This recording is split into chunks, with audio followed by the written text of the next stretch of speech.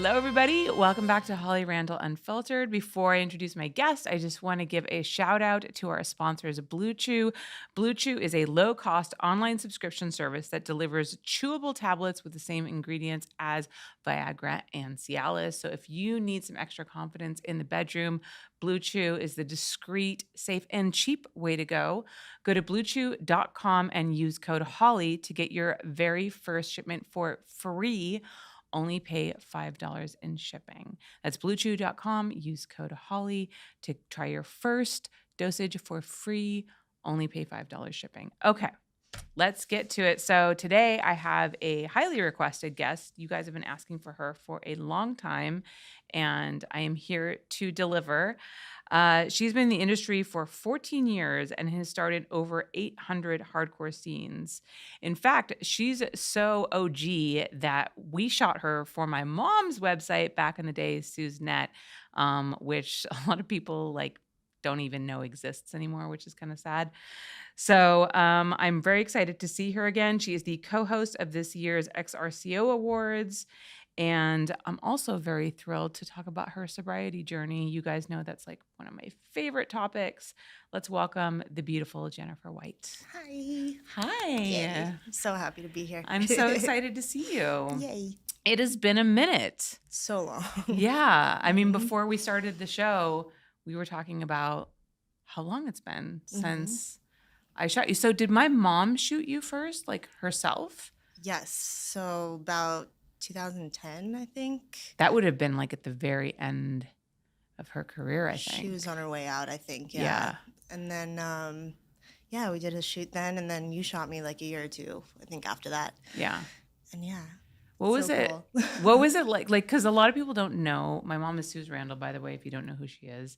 There are quite a few people in the industry who don't know who she is. She's a legend. You need to educate yourself. Thank you. So what was it like? Like, what did you had heard about her, and was she what you expected? When I initially shot for her, I didn't know very much about her. But then after shooting for her, everyone kept telling me just how, big she was, and not only, porn, but mainstream as well. And yeah, that was really cool. Afterwards, I was like kind of shocked. Yeah. She's exactly the same. Is she? Yes. She only has one eye now, though. I think she had both eyes when you saw her. Oh, wow. So she got kicked in the face by a horse, but didn't slow her down. She's still the same person. She's just older and a little bit crazier. Mm-hmm. But I will tell her that I interviewed you today. Tell her to say hi. Yeah. I will for sure. Yeah. So speaking of a long time ago, let's get started at the very beginning of your career. How did you get into the adult industry? So I was, kind of in debt at the time and was looking for a quick way out. And I was on Craigslist for some reason. Oh, God. Unrelated. That's always a bad way to start. I know. And then I came across Metro Talent. Remember them? Oh, yes. Mm-hmm. Wow. Yes, I do. So I went in for an interview with them, and then here I am, 14 years later. So so you weren't looking in the adult sex work ad space?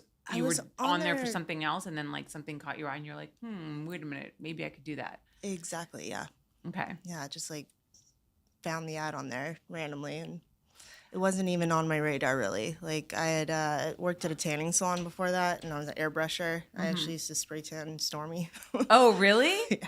Wait, before you got into porn? Mm-hmm. Oh, interesting. That's funny, right?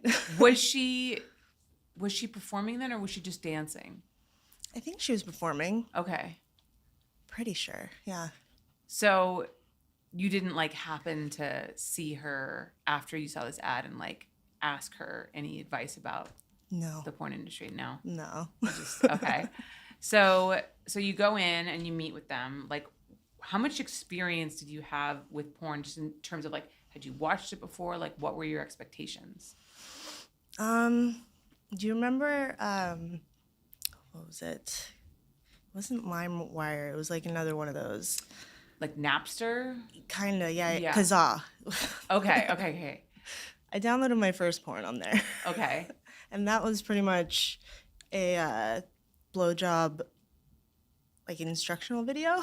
Oh, okay. So you were like looking to be educated and entertained at the same time? And then there's like one other porno I downloaded on there, but that was the extent of my So you'd only experience. seen 2 porn scenes? Yeah. Wow. And one of them was an instructional video. Yeah. Did you like think about that video when you did your first scene? You're like, like recalling Kinda, what yeah. maybe you had learned. What was funny is that I didn't want to give a blowjob on my first scene. Really? Why? I don't know. In my head, I was like, somehow it's degrading, Interesting. which I'm so the opposite now. I'm like, Yeah. like it's hot. Yeah. Like do that. Yes. I can see that. I've heard that from some people because, I mean, I think especially when you think about people who are very conservative and, like who obviously have sex because they're married and they want to start a family or whatnot, but they won't do the blowjob thing because, I don't know, it's like extracurricular activities or something like that. And probably just feels like it's not, I don't know if people think it's not natural. I don't know. People have all kinds of thoughts about why blowjobs might be degrading. I think it was the fact that I didn't think I looked good with my mouth or my jaw dislocated. Yeah, I mean it's a different look. So, but it's a look, it's a vibe. So you feel differently now. Yes, I do. And like, how do you feel that you look like giving a blowjob now? Like, what's your thoughts when you look at that picture or video? Now it's almost like I get a kick out of looking super pristine before the blowjob and then like looking just disheveled and Ruined afterwards. Ruined. Yeah. So that's like a game for me at this point. Like I want to look like a totally different person. Yeah. Is From it beginning to end? Is it because you want to feel like you look like you put the work in? Yeah. Oh yeah. Yeah. Spot on. I mean, I personally think that blowjobs are empowering because it's like this. It's the one sex act where you have complete control over your partner's pleasure, right? Like you get to decide how fast you go, how slow you go, like how you do it. You have control over like when they ejaculate. Yeah. And also like, low key, like you could just bite their dick off if you wanted to. So there's that too. There's a like element of danger. I don't know. Maybe that's just what goes through my head. Totally. But I mean, I love giving. I give great head. Yeah. Just saying. You guys will never see it, but just rest assured I give good head. You have an OnlyFans, right? I do, but I don't do that on You there. don't? Mm-mm. Okay. I'm like very tame. I'm like super like softcore nude. Very, very boring. Cool. Yeah. I get a lot of people who are like, where's your butthole? I'm like, not here. Where's your butthole? Specifically, people want to see that. It's like, Interesting. I know, right? Of all the things, like, because I also don't do like open leg or spreads or anything. Like the butthole, I don't know. They go right for that. Wow. Anyways, enough about me. Let's go back to you and your first scene. So yeah, tell me about like your first like adult scene. Who was it with? What was it like? What was going through your head? It was for Vivid Brand New Faces. Okay. And it was with Alex Gons. And I just remember being really nervous and not knowing really what to expect. And like not wanting to sound dumb. I remember that. Like the interview portion of it. Oh, there was an interview at the beginning. Okay. Yeah, brand new faces. They want to know about you. Yeah. Yeah. So, yeah. And then how did you feel like the scene went?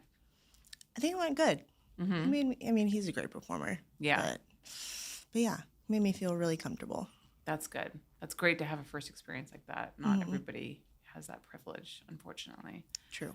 So, okay, so you do your first scene. So what are you thinking now? Are you thinking, oh my gosh, this is actually something that like I could do and continue on with? Absolutely. Once I got in it, I was like, I'm kind of good at this. I think I'll stick around. That blowjob instructional video really like Yeah. did me a solid. Took Good notes. Do you remember like your first scene that you felt was like really good, that was kind of maybe you coming into your own, and that was that moment that it was like, yes, like when Jennifer White was born? That's a good question. I kind of want to say that it's the scene I did called Six and Me. I was a cheerleader, did the football team. And that's like the one that I still to this day, like people still come up to me complimenting me on. So like that's what I want to say. But I feel like I was already kind of there Yeah. mentally at that point. Yeah. So Yeah. Six and Mia, I'm assuming it's a gangbang scene? Yeah. Wow. That is, how was that? That was a lot of fun. Yeah. Yeah. What do you enjoy about gangbangs? I think it's the chaos of it all. And just like, I mean, my personality, I'm very like responsible and structured, and like when I'm in that kind of a scenario, I'm like totally out of my element, and I like it. It's really good. Yeah, I think that's pretty common for people, like, because sex is when you kind of flip that switch, right? And you get to let go of who you are in your daily life, and you get to just lose yourself in the moment. Yeah. Because you see, like, all of those top, hardcore CEOs and executives who are like, big bosses of big companies, and then they like go to a dominatrix and like to get like whipped and humiliated and like They're the real freaks. pissed Yes. off. Yeah, you know what I mean? But it makes sense to me. It's like that's that one time where like you don't have to make decisions. You don't have to be in control, and there's something really freeing about that. Absolutely. Yeah. Speaking of Six and Me, you did a 50 guy cream pie scene. Oh no, 50 cream pie scene with 32 guys a while back. How does that math doesn't add up? Multiple guys came Multiple times? Multiple times, yeah. Okay, which is impressive. Not every guy can come twice. Yeah. So let's do the math here. That means that 18 guys came twice, right? 50 minus 32 is 18. Something like that. Math is not my strong suit, but I think I'm right here. I need to know now. I just remember hearing Jim Powers like, throw another shirt on, because they all had numbered shirts. Oh, that's funny. Yeah. So how was that? It was fun. It was intense. Ron Jeremy hosted it, which was really? funny. Wow, that is a throwback. Yeah. So this was a while ago. Yes, this was a while ago. What else? Jim Powers had this, like, he was friends with this band, which their thing was, like, fetish, and they dressed in all, like, leather and, latex, and, like, whipped each other. And so that's what was going around me on stage. They were all, like, singing and whipping each other, and I'm just getting railed by 32 dudes. So it's like a whole, like, circus extravaganza event. That was, yeah. That is really interesting. Yeah, that was a cool day. My question is, who had to clean up afterwards? It wasn't me. That's always like the one thing that I think about, because I have shot a few gangbangs, not many, and often I'm the one who cleans up afterwards, which I don't mind. Like, honestly, I know people think that's weird, but like cum doesn't bother me. So like I'm fine cleaning up like cum. It's like whatever, you know. But 50 cream pies. Most of them were inside me. Yeah, but still, like, Still. they came out Yeah, at some point, right? Like, you didn't hold all that in you. Nope, not that talented. I mean, were you? Can I ask you kind of like a gross question? Yeah. Were you like leaking for the rest of the day? Sort of. I mean, I douche afterwards, so like, Yeah. Okay. that takes care of that issue. But That like, does make sense. I've had an ice pack for the remainder of the day for sure. Yeah. Oh man, that's rough. Yeah. But you had fun. Yes, a lot of fun. Wow. Very intense. Don't know if I'd do it again, but Yeah. I feel like a 50 guy cream pie is like something. It's a once in a lifetime opportunity. It's like climbing Mount Everest. Like, you don't need to do it more than once. yeah, bucket You can just list. say that Check. you did it. Exactly. I know this is such the producer in me, like asking these questions. What furniture did you do it on?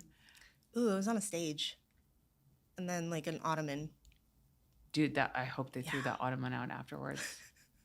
It wasn't a big red ottoman, was it? I think somebody brought it home. A big red probably. circular ottoman? Maybe.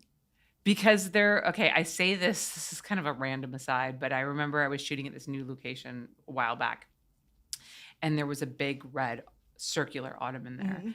And the guy was like showing me around, and he's like, okay, and we have this to work on. And I just kind of looked at it, and it had like a lot of white stains on it. And he was like, yeah, Jim Powers uses this a lot. I'm like, I'm never shooting on that. I'm like, Ew. you can just put that to the side. I am not putting anyone on that fucking ottoman. If Jim Ew. Powers shoots on that a lot, there's no fucking way I'm using that thing. That thing is covered in shit. Do not take a black light to that thing. Dude, I know, right? Do not take a black light to any porn set. Oh, God. Like, absolute, just, unless you're into that kind of thing. I don't know. Yeah. People have fetishes. Maybe you're into like cum covered furniture. If you are, boy oh boy, do I have some couches for you. Maybe you can make like a paint by numbers with it. Like, that would be kind of an interesting art piece if someone, like, I'm not even joking, if guys like came all over like a canvas and then you took a black light to it and then like painted some kind of abstract art on it. kind of beautiful. It is kind of beautiful. Mhm. I feel like this could be like the next Banksy. I have a thing where at home where you can like throw paint all over yourself and like fuck on a canvas, which I think is pretty cool. That is really cool. Mhm. Have you used it? Not yet. I want to though. I mean, you should. That's like a scene, and then like you can auction off the canvas, Yeah. right? Mm-hmm.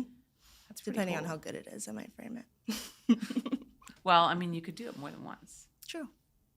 It could be like your thing. It could Practice be makes like it could be perfect. your art. I mean, there you go. There's your next career path. You're I an like artist. it. You're an I artist now. like it. You're welcome. Brilliant. So you get into porn. You are, doing quite successfully. How did your family react to that? Were you close to your family? Yeah, my family's been pretty cool the whole time. Really? It was my husband's family that was more of the issue than my own. That I get that. Were you surprised that your family was pretty accepting, or was it something that you kind of knew they'd be mean, okay with? Growing up, I was always able to come to them with, talking about sex and, subjects that most parents don't talk to their kids about. So I was very fortunate in that aspect of it. But Yeah. But your husband's, how did your husband, so I'm assuming you were married when you got into porn. I was in porn for about a month before I met my husband. And then we got married that same year. Okay. Was he in the industry? Not at the time. Okay. He is now. He is now. Okay. Are we allowed to say who he is, or should we not? No one will know who he is. I mean, Oh. his name's Deacon. He works for Jim Powers. He's his production manager. Oh, okay. Yeah. Okay. Yeah, I don't know who he is. Yeah. So did they know that he worked in porn? No, well, Your husband, Deacon's family. he was in construction. His whole family basically is part of the same company. And they knew that he kind of quit his job to do something else. And they knew that he was starting to work for, they didn't know his name, but Jim as a PA. So they kind of knew a little bit that he was dipping his toe in, but they didn't know about me. They thought I was a makeup artist. Right. So, like, yeah, that was interesting. Yeah. They really liked me, though, for years, and then they found out, and then went kind of bad, but it was fine. That's a bummer. It's a Yeah. shame too when like people know you first and then change their mind about you once they find out you do porn, because it's like you as a person hasn't changed. Exactly. It's just what you do for a living, but that shouldn't be the reason that people judge you. Right. Unless like you kill babies or something. I would judge you for that. That would Valid. be pretty bad. But otherwise, you know what I mean? Like, Jennifer, killing babies, really? Yeah, I mean that's like that I feel like is not a cool career path to go down. I would not be okay with that. But, Yeah, they're very, very Christian, so say no more. yes. Say no more. All right, guys, we're going to take a quick commercial break. And then when we come back, we're going to talk about so much more Jennifer White, including her recent sobriety, which you guys know is like one of my favorite topics. So stick around. We'll be back in just a sec. This episode of Holly Randall Unfiltered is brought to you by Blue Chew. Stress comes at us in so many different ways, whether it's financial, family, or work. And for men, it can really affect how you perform in the bedroom. And ED problems can definitely make it harder to connect with your partner in an intimate way. This is not something that's easy to talk about, but this is so common and affects millions of men. It might be time for you to try Blue Chew, a discreet online telehealth service that delivers prescription chewable tablets with the same ingredients as Viagra and Cialis. All you have to do is go online and fill out an easy questionnaire, and one of their licensed medical providers will find the right prescription just for you. It'll be shipped right to your door. No embarrassing doctor's visits or trips to the pharmacy. They prepare and ship direct, so it's even cheaper than other alternatives. You can reclaim your sex life and that special intimate connection with your partner that you've been missing. If you're experiencing ED, don't be afraid to reach out for help. Blue Chew is a convenient, affordable, and discreet way to help you get what you need. And here's a special deal for our listeners. Try Blue Chew for free when you use our promo code HOLLY at checkout. Just pay $5 shipping.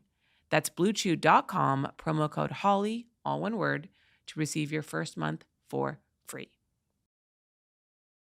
Hello, everybody. We are back. So, Jennifer, you've been in the industry for a long time, but you haven't really done many interviews over the years. You've started doing them more recently. Is there a reason why you're more open to talking about yourself personally now than before? Yeah, I think I'm just in the best place I've been mentally in my entire career. And before, kind of showing my personality gave me a lot of anxiety. And I did a lot of drugs because of it. Yeah. So I think now that I'm more just comfortable in my own skin, that it's time. It's time to show you guys Yeah. me. Yeah. So let's talk about that. Let's talk about your drug addiction issue. Maybe if you can tell me, how it first started, where it took you, and how you ended up finally getting sober. So it started right around when I started in the industry. I was dabbling with like meth here and there, and then I got into heroin for a little bit, and then keep in mind my husband was sober the entire time we've been together, so like this was something that I was hiding from him the whole time, and that was really hard because I'm a horrible liar, and like it was so obvious because of how much weight I was losing, and just you could see it. I was looking older, like, and I think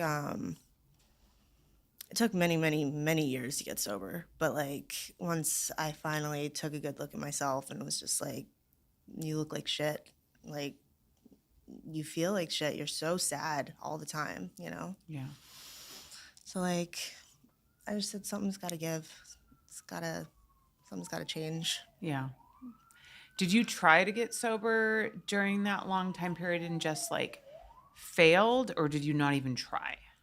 Well, I was caught basically every month or so. Yeah. So like I was forced to get sober for like a day or two, and then I'd eventually fall back into it. So like, yeah, it took a long time for me to get sober. Yeah. But like, I got sober off of hard drugs. Like that was first. I got sober off of heroin and meth and all that, and then I started doing pills. And then it was Xanax, and it was Oxys, and it was Adderalls, and that was easier to hide. So did that, and I don't know, just being so sad all the time was really hard to deal with. Yeah. No, I get it.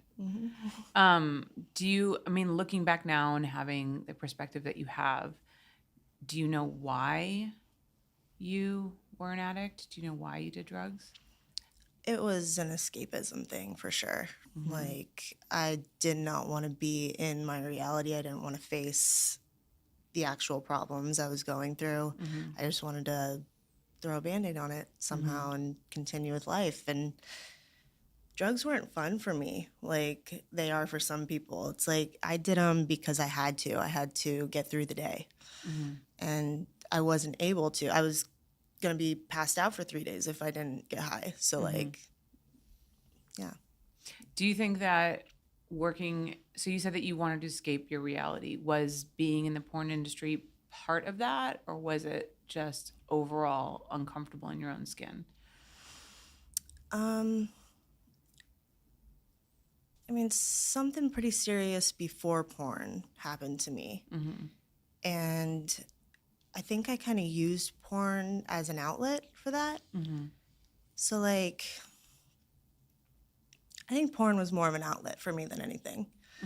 Like, there's the stereotype, you know, we're all on drugs, we're all, you know, this and that. But that wasn't reality for me. I had to hide it from everybody on set. I wasn't, like, I would get sent home if anybody knew that I was high.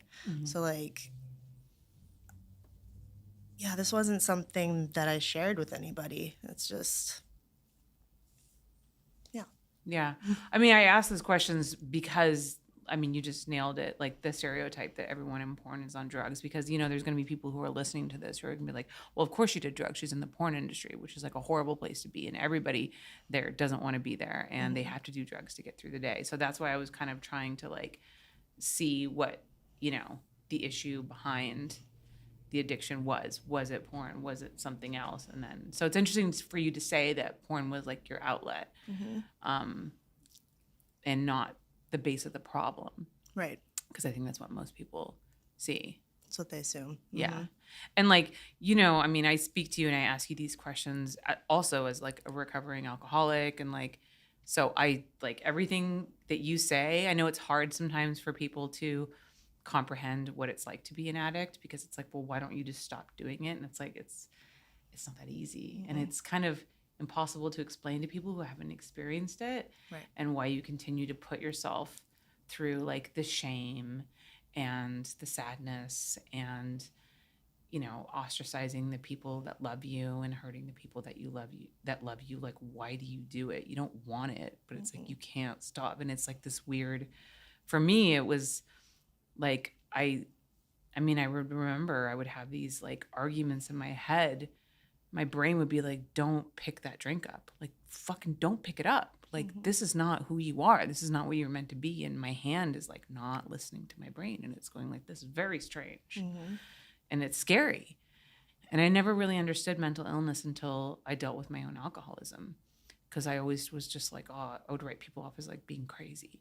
And now I'm like, when you have that, like that part of yourself that like controls you, it's terrifying. I mean, even my therapist has told me, like, we're all just trying to survive. And that's one way to do it, is to check out. Yeah. So it makes sense to me. Yeah. Like, why I did it, you know? Yeah. Absolutely. And I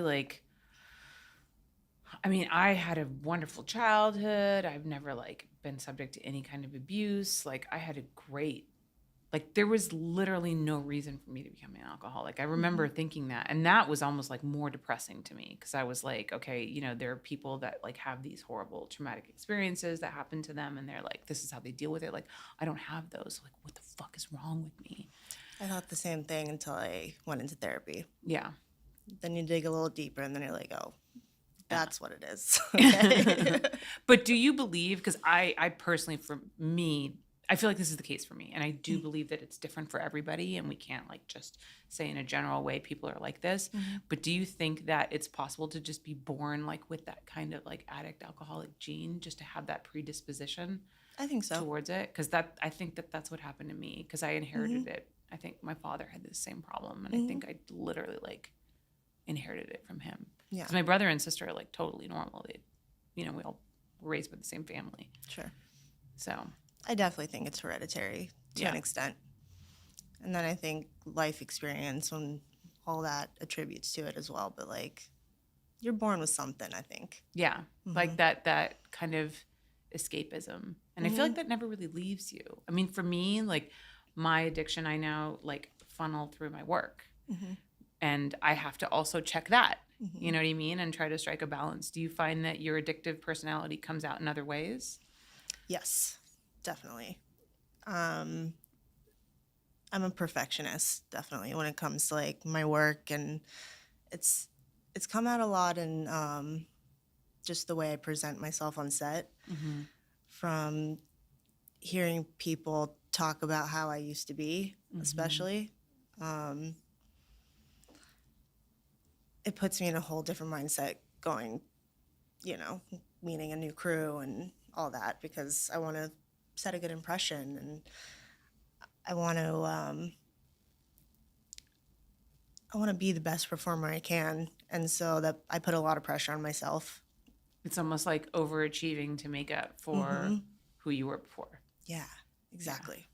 Yeah, no, I get that. And that's hard Hmm. too because, it's really hard to hide being on camera. Hmm. Like that's your profession and like being intimate with other people. Hmm. I was able to like sort of hide it a little bit, Hmm. like being behind the camera and like shockingly a lot of people didn't know.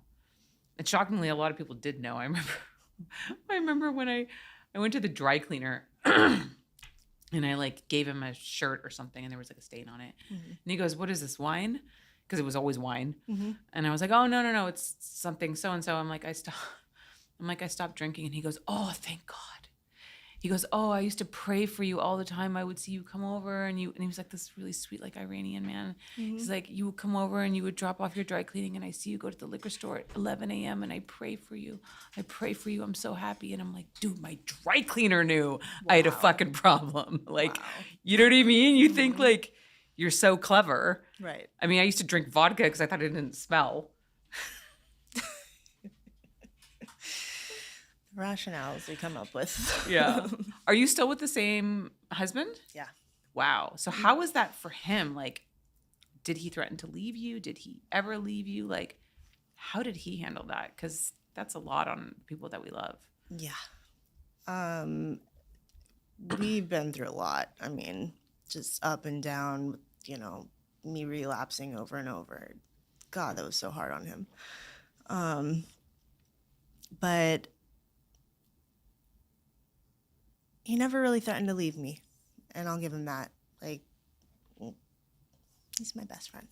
That's amazing. Yeah. That's amazing. Did you think that he held out like the belief that you would get sober one day? Yeah. And I did want to get sober. Yeah. That is something that I was vocal with him about. And his biological dad passed away from a drug overdose.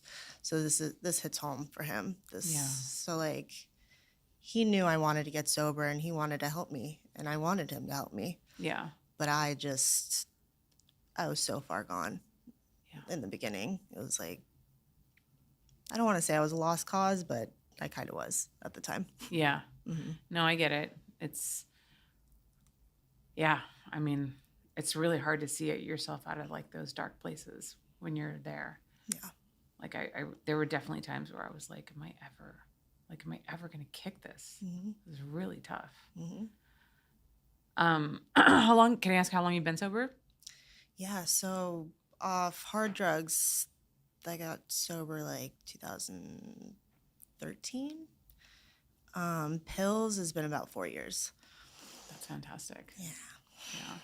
Must be. Are you now that you've been through all of that, has that given you like a perspective on life has it changed the way that you see the world, other people? Absolutely. How's it?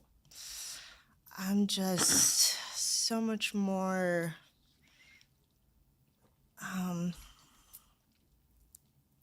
emotionally mature, I guess now. It's like before I was just trying so desperately hard to just, I don't know, shut out everything. I don't even know where I was going with this.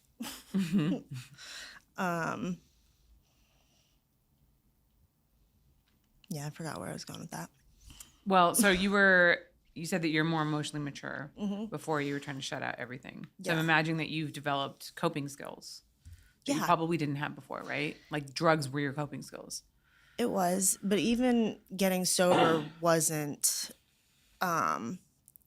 the culprit, I think, of that. I think therapy was. Yeah. I think that helped me tremendously. And therapy I didn't start until I was sober about 2 years. Mhm.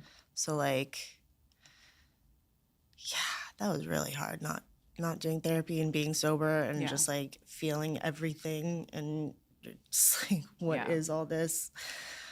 And I think that what you say is like so incredibly key because I think a lot of people think that, oh, all you have to do is like get sober and then you're fine, but that's not the case because the drugs and alcohol were just the band-aid that you were putting on like some kind of deeper wound. mhm, And so when you rip the band-aid off, like you have to treat the wound. And like mhm, being sober is not enough. Like there's a reason that you were using drugs and alcohol. So you have to figure out what that reason is and then you have to use other methods mhm. to try to heal that. And that's where the real work begins. Yeah. Because I remember like, I was like, oh, I'll get sober, then I'll be fine. I'm like, oh no, just like you said, oh, now I have to feel my feelings. This is terrible. I can't escape this. Mhm. Like, that's rough. It almost got worse before it got better. Yeah, no, that makes sense. Mhm. I definitely get frustrated sometimes because I'll have like a bad day and, I'll look at like my husband who he drinks. He doesn't drink like too much. He's not an alcoholic or anything, but like he has a couple of beers a night and wine on the weekends. And I'm like, man, when you have a hard day at work, you can just like unwind with a beer. Like I can't fucking do that, and that sucks. Mhm. I gotta feel my feelings and I gotta like do something else Mhm. to deal with my issues. Yeah. I mean, I have therapy, but for me, like the 12-step program is what worked for me and it's Mhm. so different for everyone, but like the coping skills that I have learned from having to battle my addiction for me are so valuable. And so like in a weird way I'm terribly grateful that I had that because it forced me to learn a way of life that I wouldn't probably have done otherwise. Mhm. And now like it's made me a better person, which is ironic. Do you feel a similar way? I feel like it's made me a better person for sure. Yeah. Yeah. How do you deal with like difficult situations now, stress and stuff like that? What are your coping skills?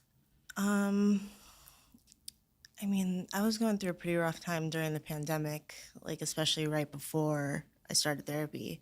And I was like going outside in the morning and just sitting in the sun for a while, which actually helped. Mm-hmm. And trying to meditate and maybe sometimes taking a hot shower, just, yeah, little things like that, breathing exercises. Yeah. Which, is a lot more impactful than I think some people realize. The There's like a thing whole that thing to breath work. the thing that surprised me the most is how when I'm feeling something in the moment, you think it's gonna be there forever, like Mm-hmm. it's not going anywhere, and then you do the breathing exercises, and then it subsides, and you're like, wait, that actually did something, Right? Yeah. yeah. It's so hard not to get caught up in that.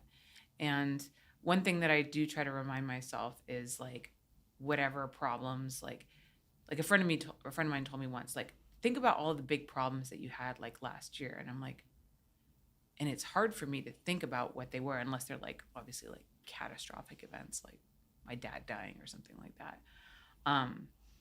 And I'm like, I don't know, I can't really remember. He's like, that's what this problem is going to be in a year from now. Like this problem that you're having right now that's stressing you out so much, you're going to not even remember that this happened Mm-hmm. in a year. So it's like trying to pull back and have that perspective is only achievable if you really like, take that moment to like calm down, calm your mind, Mm-hmm. do some breathing. Yeah, I just told someone some advice similar to that the other day. Um, just she was asking like, what do you do when you're going through stress and try to get through it? I'm like, just think about the hardest thing you ever went through, and you Mhm. survived that. And you thought you weren't going to be able to in the moment, but you did. Yeah. Do you think sobriety is that moment for you? Yeah, absolutely. How did you end up getting sober? Did you go to a treatment or did you do it yourself? You just did it yourself. Mm-hmm. Fuck, man. Cold turkey. Man, I could. How? Can you tell me like a little bit more detail about that? Because I tried to do that myself and I couldn't. I had to go away 3 times. I had to go away. I mean, once I just made the decision, that was it for me. It was like I didn't want it anymore. I didn't want to be this person anymore. I didn't want to need anything to just be able to function through the day anymore. Yeah. And yeah, once I made that choice, it was pretty easy for me. Was there any one definitive event that was like the breaking point, or was it just like after an accumulation of years, you just finally were like, enough? I can't really remember one specific event. I think it was just accumulative. Just so many times it happening over and over, getting caught and sober and then relapsing and just so much. Yeah. What do you think kept you from relapsing this time? Might be a little vain, but the fact that I started just looking healthier, I think that's been a big motivator for me. Is I don't know. I just feel better. I don't want it. Yeah. I don't need it. Yeah. It's like pretty good. I don't even drink. I mean, I'm on antidepressants, so you're not supposed to, but like, Yeah. I don't think I would even if I wasn't.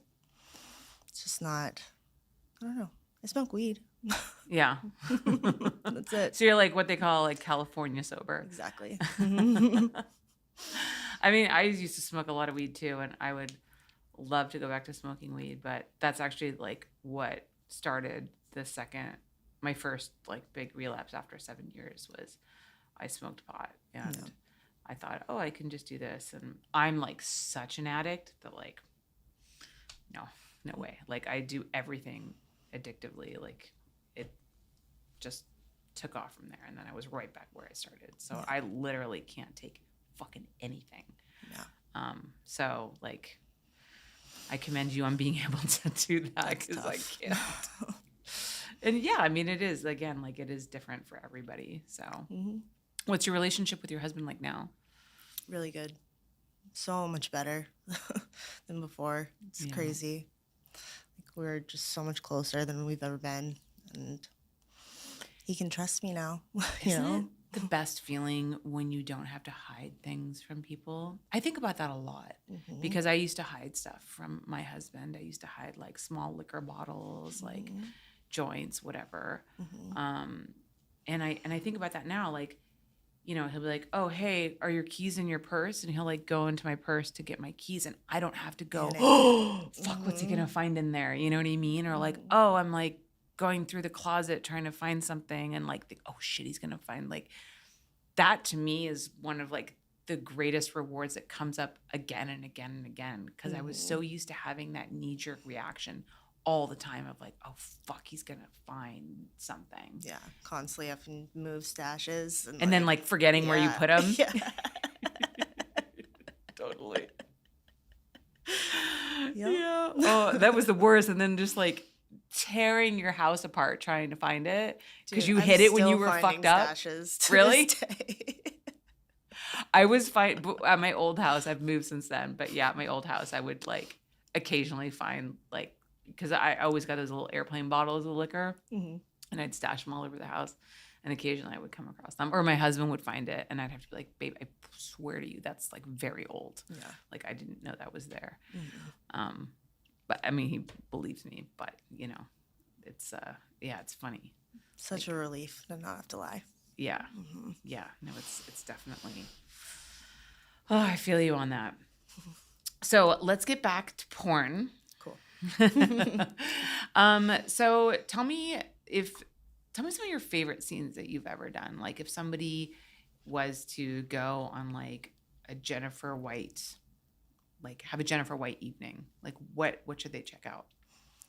I think my favorite one hasn't been released yet, but oh, okay. Are you allowed to say what it is, or is it a surprise? I can say what it is. Okay. It's gonna be for Evil Angel. It's my first showcase ever. Oh my gosh! Congratulations! Thank you. That's a big deal. Tell us about it.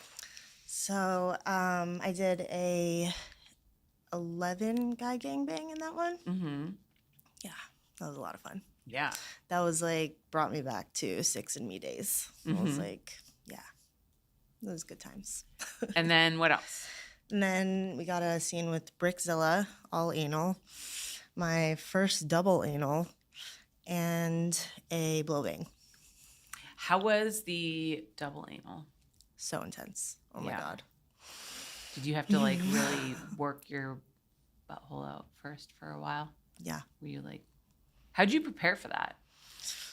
I just bought a really big butt plug, and then we shot most of like there's like the blowjob portion, and then you start to do vag on most of the guys, and then there's the DP portion. So then right before the DP part, I just had to like sit down with one of the guys and work it in, and then once it got to the double portion, I don't know, I think I blanked out at that point. At that point, you're kind of like, you're already halfway there, right? Yes. Can I ask who the guys were? Yeah, it was Jax, Richard Mann, and Rob Piper. Okay, so they were not small penises. No. I feel like if I was doing a double anal, I'd pick like the smaller dudes. Yeah, right. No, you just went for it. Well, Darko. He believes in me. All right. So when is that coming out? Do you know? And is it just, does it have a name?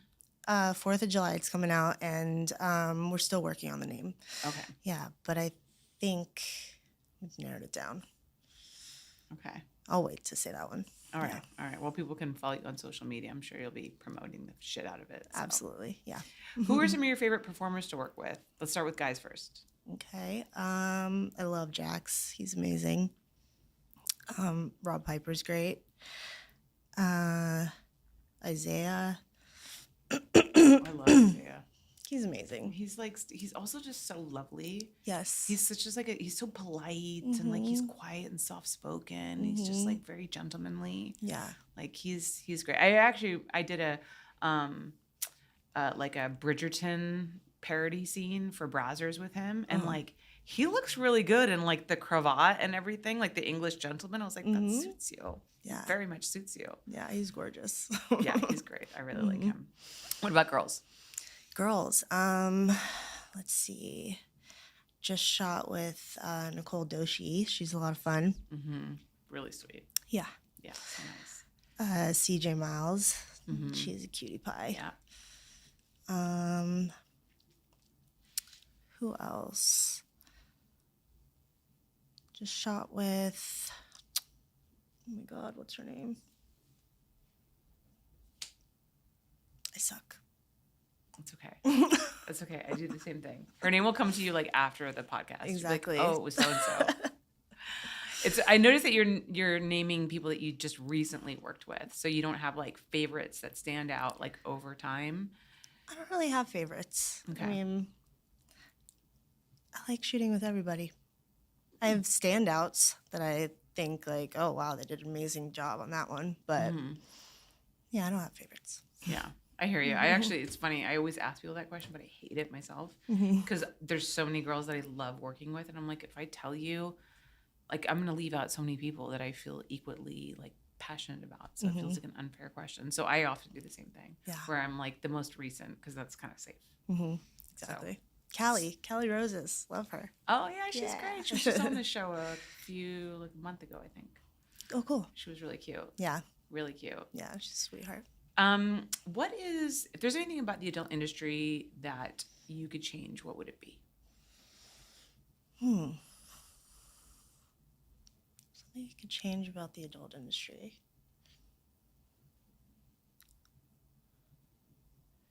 Maybe the level of drama. What are you talking about? There's no drama in porn. I would tone that down a little. I mean, so we often see drama played out on social media, right? Yes. Do you think that social media is good for society or a hindrance, or is it a mixed bag? I'd say it's a mixed bag that is mainly toxic. Yeah. I don't know that it's good for society so much. Yeah.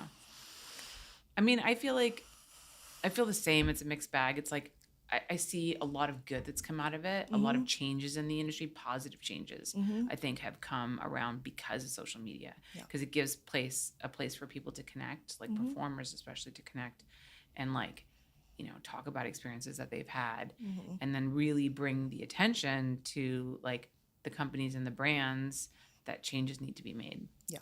So I think there's been a lot of positive in that, but it also spins off into often like toxic drama and echo chambers where people just attack each other or take their problems to Twitter. Yeah. And just so unnecessary. Yeah. And then the next morning, I mean, there's been times that I've written things when I was drunk, and the next morning was like, that was a huge fucking mistake. In fact, one of those actually got me blacklisted from Penthouse for 9 years. Really? Mm-hmm. Oh my God. But it was on a forum. So it wasn't on Twitter. This is before Twitter existed. This is forever ago. It was when like Mark Bell was running Penthouse. Do you remember that? No. Oh, dude, it was so long ago. So it was after Guccione sold it to somebody else. And yeah, had a little too much sauce and went on a forum and was like, Penthouse sucks now. Like, I don't know, because we weren't shooting for them anymore because we shot for them so much, my mom and I. And I think I was probably feeling a little butthurt about that. And I was like, the photography's garbage. And ever since they and the editor at Penthouse, this is so embarrassing. This is my life. The editor at Penthouse called my mom and was like, your daughter went on this forum and talked all this shit about us, and like basically we're not gonna work with you guys for a long period of time. We weren't shooting for them at the time anyways. Right. But it's always really embarrassing when you're like in your 30s and someone calls your mom about something that you did. I could see that. Yeah, it was a little embarrassing. What's your favorite thing about the adult industry? I love that it is a safe place for me to just express myself sexually. I think that's really, really awesome. Explain to me how it's a safe space, because again, I feel like this goes against the narrative of what a lot of people believe the adult industry to be. So explain what you mean by that. It's safe in the sense that we all know that we're getting tested, at the same facilities, and we're very vocal about consent and stuff like that, which isn't the case, outside of porn. So that's what I mean. It's like, Yeah. Which, again, is something that I think a lot of people find to be unexpected. One of the things that makes me laugh is when people say, like, oh, being a porn star is so bad for you. It's so dangerous. You're having sex with, like, all of these strangers, blah, blah, blah, blah, blah. Not realizing that, like, the porn industry is pretty small, and you're working with a lot of the same people over and over again. So it's actually not a bunch of strangers. Right. It's, like, usually the same, like, 15 dudes. Yeah. Like, over and over again. Exactly. It's like a little family. Freaky family. So you're hosting the XRCO Awards? Yeah. On May 11th, which is next week. Yes. How exciting. So tell me about that. So I don't have a whole lot of information on that yet. I don't even know where it's going to be at. But it's going to be me and Lindsay Ryder. Okay. And, excuse me. And yeah, we're going to announce some awards. Have you ever hosted a show before? Are you nervous? Yeah. Yeah. Have they sent out, has the nominees been announced yet? They just announced them, yeah. Oh, they did? It's so weird. I haven't heard about all the awards that I was nominated for. Guess I'll have to look it up and find the multiple awards that I'm sure my name is in there for. I mean, award ceremonies are not like the best of friends. No. No. Won like very few awards in my career. I've never won anything.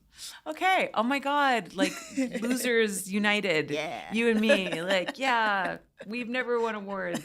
Fuck awards. Fuck you guys. However, I mean, look at you. You're hosting. Yeah. So I mean, there's that. It's interesting. So Something like to do. clearly you have accolades. Yeah. I mean, Dirty Bob hit me up and I said, sure. I mean, the XRCO Awards has been around for a long time. Yeah. We found some old footage of the XRCO Awards when my mom was working before I was born. Oh, wow. And she like went up on stage to, actually, no, it was after I was born because she started working in the adult industry. I was born in 78. Yeah. It might have been after I was born. I'm not sure. Anyways, it was clearly very young. Mhm. And she went up on stage to announce something. And no, Ron Jeremy went up on stage to announce something. And then I think my mom won something. And then she like comes up and like grabs his balls on stage. And it's like this whole thing. This is like in the 70s, you know, and this is so long ago. But that's how long that award show has been around for. Wow. It's pretty cool. That's crazy. Yeah. And it was crazy to find like that old footage. Yeah. Totally nuts. What are your goals for your future in the adult industry? I want to see if I can win some awards. Mm-hmm. I want to try. I haven't really tried. Any ones in particular that you really want? Performer of the Year, Yeah. for sure. AVN. Do you think that maybe this showcase is going to bring you closer to that? Because, I mean, it sounds like you did a lot for that. Yeah. Yeah. I think that's going to be a big thing. What else? I'm doing so much. I mean, I'm feature dancing, you know, every month. I'm shooting for the big companies. Just shot for, Deeper yesterday. Mm-hmm. So I got the red. Oh. Yeah. Oh, did they actually dictate what color your nails are? Yeah. Oh, wow. Yep. For Vixen, I think it's French tip, and then Deeper, it's red. Mm-hmm. Interesting. Yeah. I never had that kind of power. No. No, I could never dictate what girls' like manicures were. And sometimes I really wish that I could, because I'd be shooting something that was supposed to be like some all natural, like girl next door, and then some girl would show up with like neon fluorescent green nails with fucking diamonds all over it. And I'm like, it's not gonna work. What am I gonna do? What are you gonna do? Hands in the hair. I know, right? The entire scene.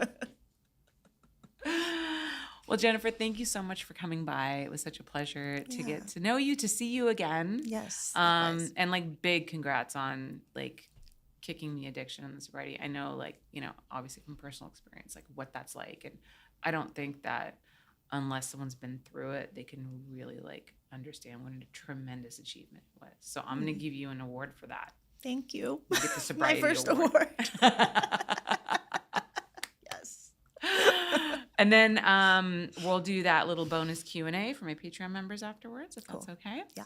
So to wrap this episode up, can you tell everybody where they can find you online?